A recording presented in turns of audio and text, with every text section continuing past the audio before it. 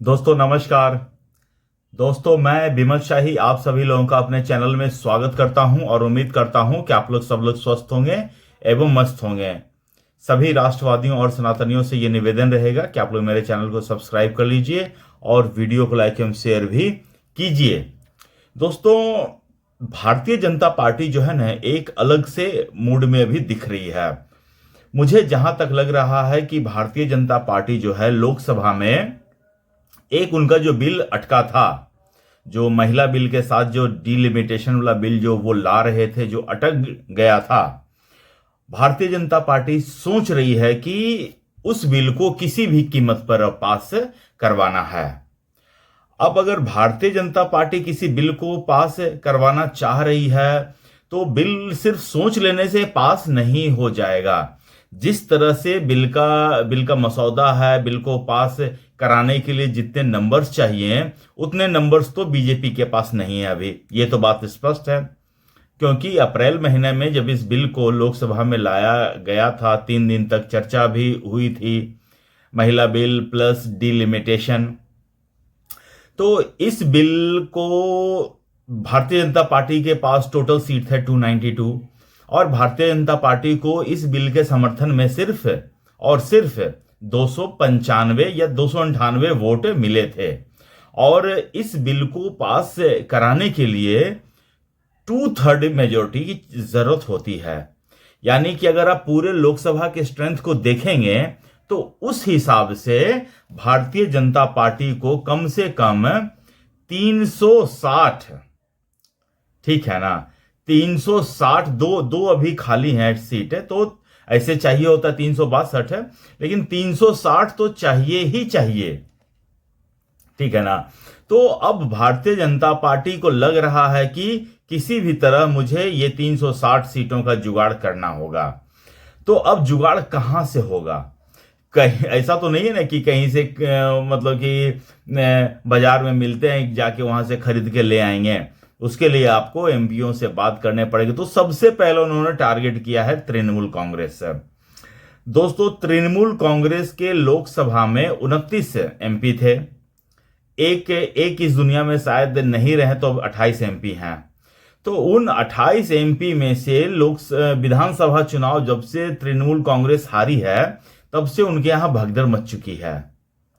2 राज्यसभा के सांसद इस्तीफा दे चुके हैं, तीसरे पाइपलाइन में हैं, और 20 तृणमूल कांग्रेस के 20 लोकसभा के सदस्य जो हैं वो अपना एक अलग गुट बनाकर मंडे को जो है लोकसभा स्पीकर ओम बिरला जी से मिलने वाले हैं। तो अगर ये 20 एमपी अगर भारतीय जनता पार्टी को सपोर्ट कर देती, जो कही है, ये लोग जो हुए हैं बागी, उन्होंने कहा है कि हम लोकसभा में एनडीए को सपोर्ट करेंगे। तो अगर ये लोग बागी लोग अगर एनडीए को सपोर्ट कर देते हैं तो लोकसभा में एनडीए की सदस्यों की संख्या हो जाएगी आपको 312। अभी 292 है, 292 है, 312 हो जाएगी। तो 312 होने के बावजूद अभी भी 48 सीटें कम पड़ेंगे। तो 48 सीट में से 22 सीट जो है डीएमके के, वो बोले हैं कि हम कुछ इस बिल में संशोधन की बात कहे हैं। कुछ बिल में संशोधन होते ही वो जो डीएमके हैं वो एनडीए के इस बिल का समर्थन करने को तैयार हैं। हालांकि पहले उन्होंने कहा था कि अगर कांग्रेस किसी बिल का विरोध करेगी तो वो उस बिल का समर्थन करेंगे, और अगर कांग्रेस किसी बिल का समर्थन करती है तो वो इस बिल का विरोध करेंगे। लेकिन अप्रैल के महीने में इनकी जो सबसे बड़ी दुविधा ये थी कि ये लोग सोच रहे थे कि जो नंबर ऑफ सीट लोकसभा के बढ़ने वाले हैं वो अकॉर्डिंग टू जनसंख्या बढ़ेगा। हालांकि अमित शाह ने उस समय भी इनको मौखिक आश्वासन दिया था कि कोई भी जो है जनसंख्या के हिसाब से सीट नहीं बढ़ेगा। थ्रू आउट जो है 50% सीट सभी स्टेट का जो भी अभी एग्जिस्टिंग है उसमें 50% सीटें उनकी बढ़ जाएंगी। लेकिन डीएमके वाले जो हैं इनको लिखित में चाहते थे तो इस बार बिल का मसौदा ऐसा ही तैयार हो रहा है जो डीएमके जो है तुरंत इस पे मान जाए। तो डीएमके के 22 आते ही ये जो सीटों की संख्या वो 342 पहुंच जाती है। इसके बाद भारतीय जनता पार्टी को सिर्फ और सिर्फ 18 और लोगों की व्यवस्था करनी है जो लोकसभा के सदस्य हैं। तो अब देखिए बीजेपी का नेक्स्ट टारगेट पर आ गए हैं शिवसेना यूबीटी। यूबीटी के टोटल 9 सांसद हैं। अभी उन 9 सांसदों में से 7 सांसद जो हैं वो महाराष्ट्र के उप मुख्यमंत्री एकनाथ शिंदे से 2-4 बार मीटिंग उनकी हो चुकी है। और उद्धव ठाकरे को यह लग रहा है कि इस मुद्दे पर हो सकता है कि उनके जो सांसद हैं वो टूटकर एक और गुट बना ले और उनके हाथ से निकल जाए। तो ये सिचुएशन हो इससे पहले ही उद्धव ठाकरे के जो सांसद हैं अरविंद सावंत, उन्होंने आकर एक मीडिया में बाइट दे दिया कि हम जो भारतीय जनता पार्टी बिल जो लाना चाह रही है डिलिमिटेशन वाला बिल, उसको हम सपोर्ट करने को तैयार हैं। तो अब देखिए 9 शिवसेना उद्धव ठाकरे के 9 सांसद हैं। अगर वो बिल को सपोर्ट करते हैं तो 9 वोट आ जाएंगे और अगर नहीं करते हैं तो 7 वोट तो पक्के हैं। लेकिन मैं यहां पर भारतीय जनता पार्टी से कहना चाहूंगा कि उद्धव ठाकरे के ऊपर भरोसा करना सही नहीं रहेगा। आप जो है 7 ही वोट से काम चलाइए। तो 242 + 7 हो जाते हैं 249 हो जाएंगे। अब दोस्तों 249 के बाद 5 सांसद जो हैं वो वाईआरसीपी के भी हैं, ठीक है ना, तो 254 हो जाएंगे। और उसके बाद मुझे लगता है कि 254 के बाद 6 सीटों को तो व्यवस्था किसी भी कीमत पर मोदी सरकार कर ही लेगा।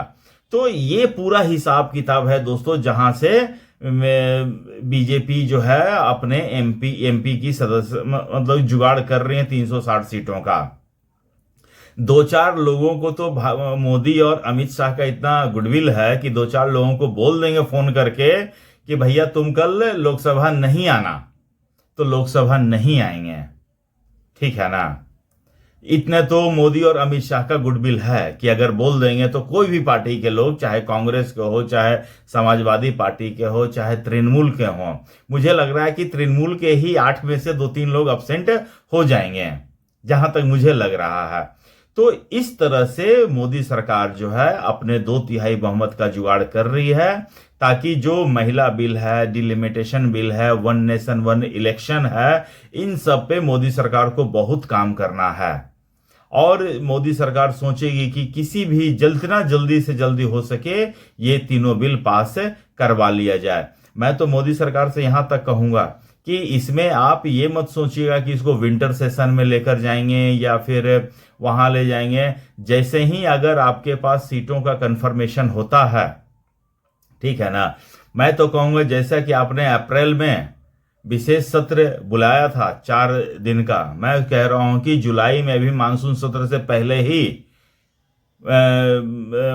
15 अगस्त से पहले ही एक विशेष सत्र बुलाइए और ये तीनों बिल जो है एक साथ पास करवा दीजिए। ये मेरा एक सजेशन रहेगा मोदी जी को। अब देखिए मोदी जी तक तो मेरा सजेशन पहुंचेगा नहीं, और मेरे जैसे कितने लोग मोदी जी को सजेशन डेली देते होंगे, और मोदी जी स्वयं ज्ञानी आदमी हैं। तो इस तरह से दोस्तों मोदी सरकार जो है अपने कई महत्वपूर्ण बिलों को लेकर काफी सीरियस है, और उन्हें पास कराने के लिए एड़ी चोटी का जोड़ मोदी हो, चाहे अमित शाह हो, चाहे इधर हेमंत बिस्व शर्मा हो, शुभेंदु अधिकारी हो, सभी बीजेपी के जितने भी तेज तर्रार नेता हैं सब कोशिश में लगे हुए हैं।